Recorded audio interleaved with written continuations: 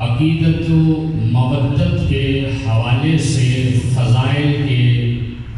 کس قدر پھول اپنی جھولیوں میں بھر کے اٹھتے ہیں، اور یہ تبھی ممکن ہوگا کہ جب آپ حضرات کی طرف سے مجھے یہ تحریک ملتی رہے گی کہ اپنی بات آپ تک کس قدر پہنچ رہی۔ مولا کی عنایت ہے ہم روز قیامت میں،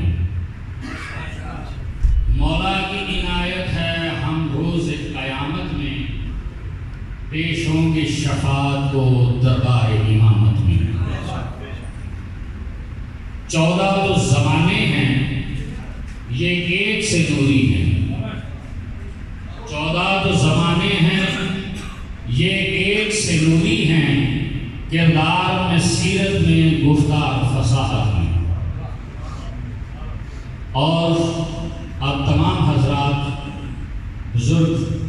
مجھ سے بہتر جانتے ہیں کہ اولنا محمد و آخرنا محمد و اوسطنا محمد و کلنا محمد۔ یہ 14 معصومین اپنے کردار میں، سیرت میں، گفتار میں، طہارت میں محمد سب کے سب محمد۔ پہلے محمد سرکار مصطفیٰ صلی اللہ علیہ وسلم، اور جب ہم 12 ائمہ کی بات کرتے ہیں تو چھٹے امام جن کا اسم گرامی محمد اور لقب جعفر الصادق ہے، اور آخری حجت خدا جس کا انتظار ہے محمد مہدی، تو اولنا محمد و آخرنا محمد و اوسطنا محمد و کلنا محمد، یہ سب کے سب محمد ہیں کردار میں، سیرت میں، گفتار فصاحت میں۔ اور میں نے اسی لیے عرض کیا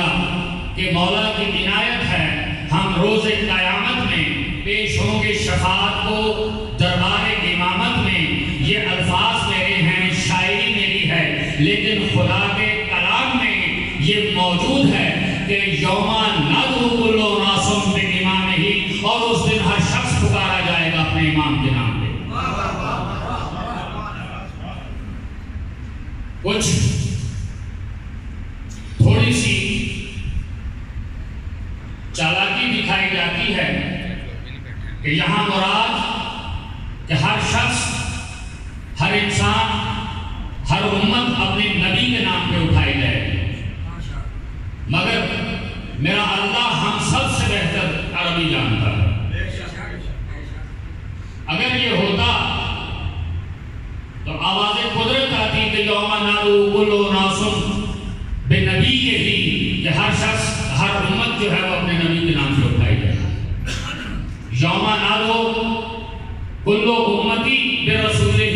کہ ہر رسول کی امت اس کے نام پہ اٹھائی جائے گی، مگر یہاں الفاظ سے قدرت ہے کہ یوم ندعو کل اناس بامامہ۔ اب مجھے یہ نہیں پتا کہ امام کا مرتبہ کتنا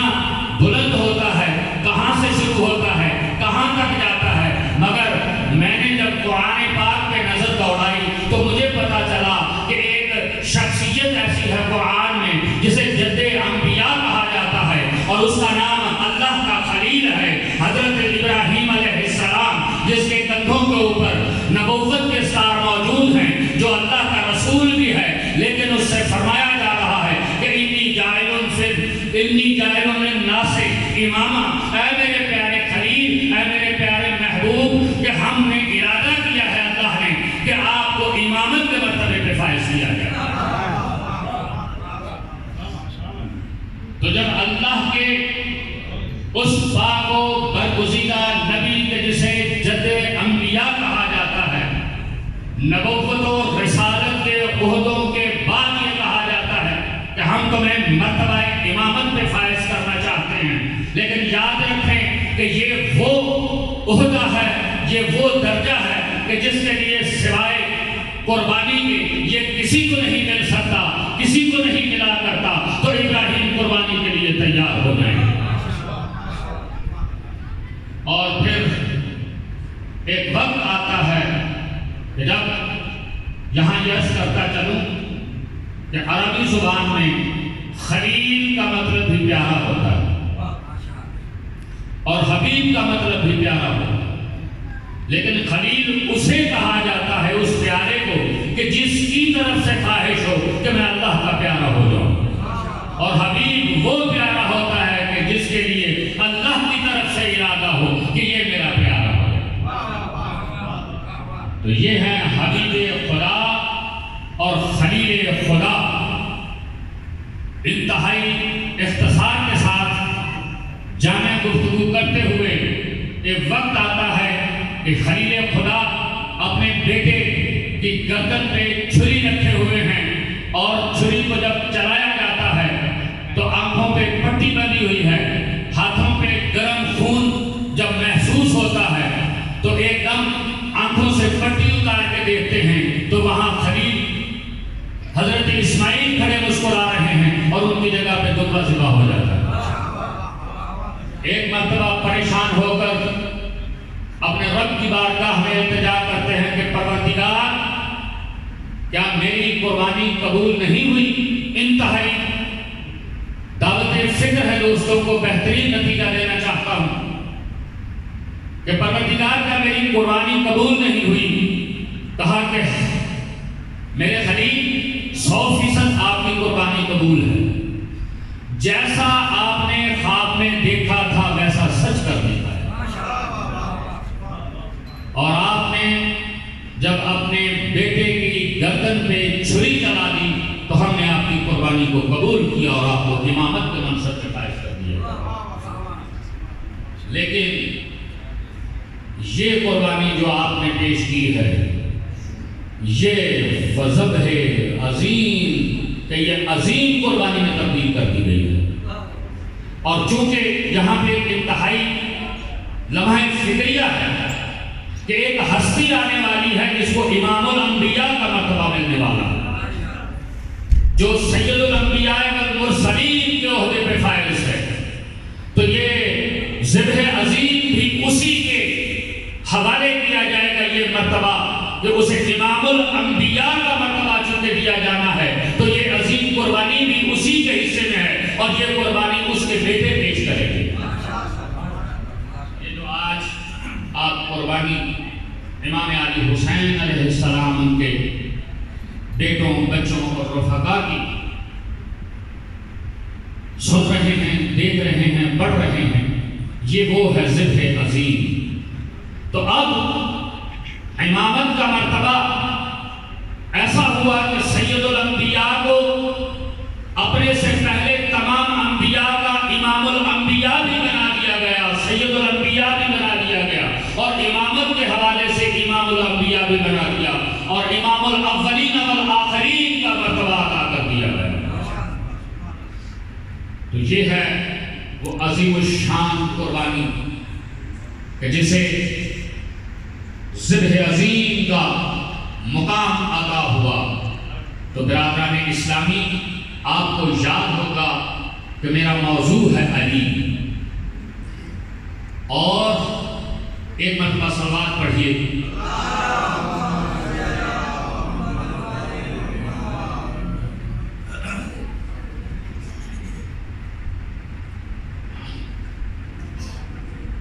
علی شہنشاہ کو پڑھنا ہے اور کس لیے پڑھنا ہے؟ انتہائی مختصر میں بڑی تیزی کے ساتھ یہ جو گفتگو اب تک ہوئی ہے تمہیداً، اس کا مقصد یہی تھا کہ نہیں معلوم کہ امام کا مرتبہ کیا ہوتا ہے، مگر یہ تمام حضرات جانتے ہیں کہ بعد از خدا کوئی قصہ مختصر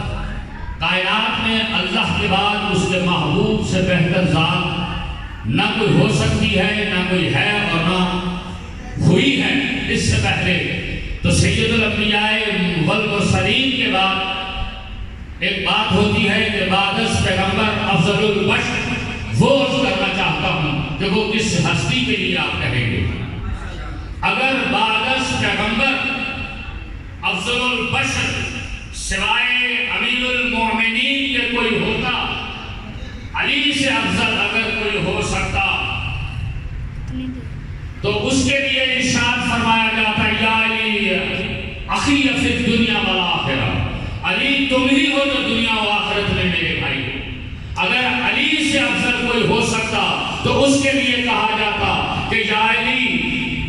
آپ ہو جو باب مدینہ العلم ہو، مگر یہ سوائے حسنین کے بابے کو کسی کو شرف حاصل نہ ہوا۔ اگر علی سے کوئی افضل ہوتا، یہ تھوڑی دیر کے لیے آپ کو زحمت دوں گا، کوئی افضل ہوتا تو وہی باب مدینہ العلم ہوتا۔ اگر علی سے کوئی افضل ہوتا، علی کے علاوہ کوئی افضل ہوتا تو وہی الحق مع علی و علی مولا کا مصداق ہوتا، وہی حق کے ساتھ ہوتا اور حق اس کے ساتھ ہوتا۔ اگر علی سے افضل کوئی ہوتا تو وہی صداران جنت کا والد گرامی ہوتا۔ اگر علی سے کوئی شخص افضل ہو سکتا، علی سے کوئی ذات بلندر ہوتی، باعزت پیغمبر، تو وہی فاطمہ کا شوہر ہوتا۔ اگر علی سے افضل کوئی ہو سکتا اور اگر باعزت پیغمبر علی سے بلند کسی کا مرتبہ ہوتا تو اسی کا ذکر عبادت ہوتا۔ اگر علی سے بلندر کوئی ہو سکتا تو اسی کی محبت دل میں رکھنا عبادت ہوتی۔ اگر علی سے افضل کوئی ہوتا تو اسی کا چہرہ دیکھنا عبادت ہوتا۔ اگر علی سے کوئی افضل ہوتا تو اس کی محبت جو ہے وہ دین کا اجر قرار پاتی۔ اگر کوئی علی سے افضل ہوتا تو اس پر، اس کی اولاد پر سجدہ حرام ہوتا۔ اگر علی سے افضل کوئی ہو سکتا تو وہی فاتح خیبر و خندق ہوتا۔ اگر علی سے کوئی افضل ہوتا تو وہی اسی کے لیے آسمانوں سے ذوالفقار نازل ہوتی۔ اگر علی سے کوئی افضل ہوتا تو وہی خیبر میں علم کا وارث قرار پاتا، اسی کے لیے علم دیا جاتا، اسی کو اللہ کا محبوب کہا جاتا اور اللہ کے رسول کا محبوب کہا جاتا، اور اسی کو اللہ اور اللہ کے رسول سے محبت کرنے والا قرار دیا جاتا۔ اگر علی سے کوئی افضل ہوتا تو اللہ اسی کے لیے فرماتا کہ اس کے ہاتھوں میں ہونے والی فتح مجھ اللہ کی فتح ہے۔ اگر علی سے کوئی افضل ہوتا تو رسول سے محبت کی سند اسے ملتی۔ اگر علی سے کوئی افضل ہوتا تو اس کی اولاد اور اس کی اولاد اور اس کے گھر کے اوپر ملائکہ کا نزول ہوتا۔ اگر علی سے کوئی افضل ہوتا تو اس کے بچوں کے لیے جنت سے لباس آتے۔ اگر علی سے افضل کوئی ہوتا تو اسی کے لیے کہا جاتا کہ اگر آدم کی حیبت دیکھنی ہے، نوح کی فضیلت دیکھنی ہے، ابراہیم کی سعادت دیکھنی ہے اور سلیمان کی حکمت دیکھنی ہے تو اس علی کی طرف دیکھو، علی سے رجوع کرو۔ اگر علی سے کوئی افضل ہوتا تو وہی کرم اللہ ہوتا، وہی وجہ اللہ ہوتا، وہی اسد اللہ ہوتا، وہی صدر اللہ ہوتا، وہی عید اللہ ہوتا، وہی اسم اللہ ہوتا، وہی صدر اللہ ہوتا اور وہی عید اللہ ہوتا۔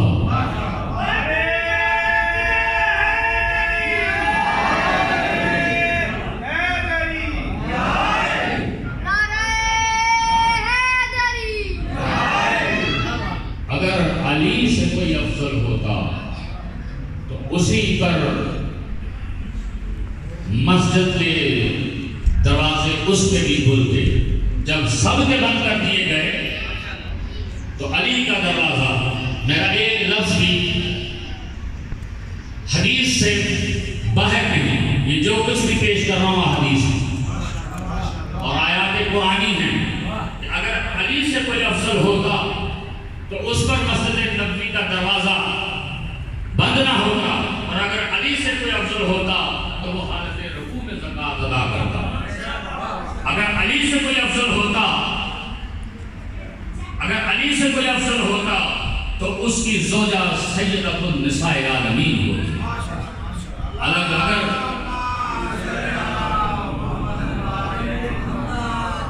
اگر علی سے کوئی افضل ہوتا تو وہی جنت اور جہنم کو تقسیم کرنے والا ہوتا، یا علی کا قسیم النار والجنہ۔ اگر علی سے کوئی افضل ہوتا تو اس کے ماننے والے، اس کے پیروکار اور اس سے محبت کرنے والے جنتی قرار پاتے۔ اگر علی سے کوئی افضل ہوتا تو رسول خدا کے کندھوں پہ اس کے قدم ہوتے، اور اگر علی سے کوئی افضل ہوتا تو وہی من کنت مولا فہذا علی المولا کا مصداق ہوتا۔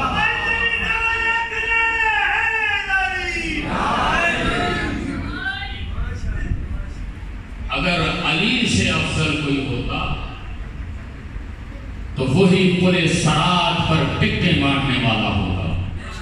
اگر علی سے افضل کوئی ہوتا تو وہی حوض کوثر کا مالک ہوتا۔ تو وہی قیامت کے دن لواء الحمد کا مالک اور وارث ہوگا۔ اگر علی سے افضل کوئی ہوتا تو اس کی نسل سے مہدی ہوگا، جس کے پیچھے حضرت عیسیٰ علیہ السلام جیسے نبی کو نماز پڑھنا ہے اور ان کی ابتدا کرنا ہے۔ اگر کوئی علی سے افضل ہوتا تو وہ درود میں شامل ہوتا، آیت تطہیر میں شامل ہوتا، اور اگر علی سے کوئی افضل ہوتا تو اس کے بچوں پہ صدقہ حرام ہوتا۔ تو یہ مولا کائنات علی علیہ السلام اگر مجھ جیسا کم علم بھی چاہے تو نہ جانے کتنی دیر تک ایسی ہی حدیثیں آپ کی خدمت میں پیش کرتا رہوں، لیکن وقت کی کمی کو گنجائش میں نہ ہوتے ہوئے میں صرف اتنا عرض کرنا چاہوں گا، جیسا کہ میں پہلے دن سے یہ کہتا چلا آ رہا ہوں آپ کی ذہنت تمام کی، کہ پھر کیا وجہ ہے کہ جب یہ سب کمالات اس ذات میں پائے جاتے ہیں تو نبی کا کلمہ پڑھنے والوں کو اس سے دشمنی کیوں؟ یہ اپنے دوستوں سے گزارش کروں گا کہ ساتھ بولتے رہیں اور یہ پیچھے سے بچے صلوات پر محمد والے۔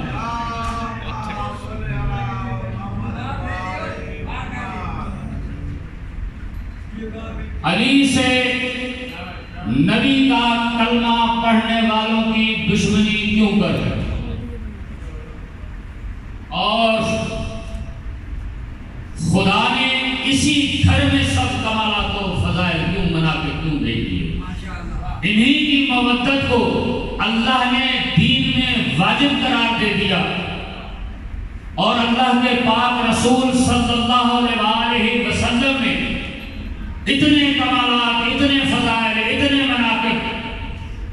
کہ جو کسی کے نہیں ہو سکتے بیان فرمائے، تو پھر کیا وجہ ہے کہ اسی نبی کی امت کی طرف سے اس گھر پہ اتنے ظلم لائے گئے؟ یہ ایک سوال ہے جو ہمارے خاص طور پہ نوجوانوں کے ذہنوں میں موجود ہے، تو اسی کا جواب عرض کرنا چاہتا ہوں۔ سورہ بقرہ آیت نمبر 207، ومن یشری نفسہ ابتغاء مرضات اللہ۔ میں نے آج بھی یہ پڑھا کہ اہل سنت کا ترجمہ اور اس میں یہی لفظ لکھے ہوئے ہیں کہ لوگوں میں وَمِنَ النَّاسِ مَن یشری نفسہ ابتغاء مرضات اللہ، لوگوں میں ایک شخص ہے جو اللہ کی مرضی کو اپنی جان کے بدلے میں خرید چکا ہے، اپنی جان کے بدلے میں۔ اور ایک اور مقام پر پروردگار عالم کی آواز آتی ہے کہ یہ وہ ہستیاں ہیں کہ جو کچھ چاہتے ہی نہیں مگر یہ کہ جو اللہ چاہتا ہے۔ یہ بات میں نے اس لیے عرض کی، یہ آیت مبارکہ کا حوالہ آپ کی خدمات عالیہ میں پیش کیا کہ یہ آیت مبارکہ بتا رہی ہے کہ کچھ لوگ، اور جہاں بھی میں نے عرض کیا کہ ایک شخص کی بات ہو رہی ہے کہ لوگوں میں ایک شخص ہے، وَمِنَ النَّاسِ، لوگوں میں ایک شخص ایسا ہے کہ جس نے اپنی جان کے بدلے میں اللہ کی مرضی کو خرید لیا، اور یہی وجہ ہے کہ فرمایا گیا کہ حسن اور حسین جنت کے سردار ہیں اور ان کا باپ ان سے بھی افضل ہے۔ انہی کے در پہ ملائکہ بلا اجازت اندر داخل نہیں ہو سکتے، یہی وہ ہیں کہ جن کے دروازوں پہ ملائکہ ہاتھ باندھ کر اجازت کے لیے کھڑے ہوتے ہیں۔ تو برادران اسلامی، یہ جن کو اللہ کی مرضی کا مصداق قرار دیا جا رہا ہے اور یہ جو اللہ کی مرضی کے مالک ہیں، ان سے دشمنی کی وجہ کیا ہے؟ ایک چھوٹی سی بات عرض کرتا چلوں، کائنات کی وہ ہستی کہ جسے محمد رسول اللہ کہا جاتا ہے، 40 سال تک لوگوں کے لیے وہ صادق بھی تھے، امین بھی تھے، پیارے بھی تھے، محبوب بھی تھے، ان کے پاس امانتیں بھی رکھوائی جاتی رہیں، کسی کو اعتراض نہیں ہوا، کسی نے راستے میں کانٹے نہیں بچھائے، کسی نے ان کے اوپر معاذ اللہ نعوذ باللہ کوئی کسی قسم کی غلاظت نہیں پھینکی، لیکن جیسے ہی اس نے آواز دی کہ قولوا لا الہ الا اللہ، چھوڑ دو یہ جھوٹے بتوں کو، ایک اللہ کی پرستش میں آ جاؤ، ایک اللہ کو اپنا معبود مان لو، تو وہی سارے کے سارے جو صادق اور امین کہتے تھے، اپنی امانتیں رکھوایا کرتے تھے، وہ جان کے دشمن ہو گئے۔ اور جب اس کی جان کے دشمن ہوئے تو جو ذات اس کی ذات کے سامنے سینہ سفر ہو گئی، اس کا نام ہے علی ابن ابی طالب۔ لوگ جہاں جہاں جیسے جیسے اللہ کی اس آخری حجت، آخری نبی کو مار دینا چاہتے تھے، ایک مرتبہ نہیں، تاریخ اسلام میں بے شمار، اور اپنوں کی طرف سے بھی اور بیگانوں کی طرف سے بھی، میں پوری ذمہ داری سے گفتگو کر رہا ہوں، کلمہ پڑھنے والوں کی طرف سے بھی اور کلمہ نہ پڑھنے والوں کی طرف سے بھی محمد رسول اللہ کو جہاں جہاں قتل کرنے کی کوشش کی گئی، یہ علی ابن ابی طالب صاحب نے دیوار کر کے کھڑا ہے۔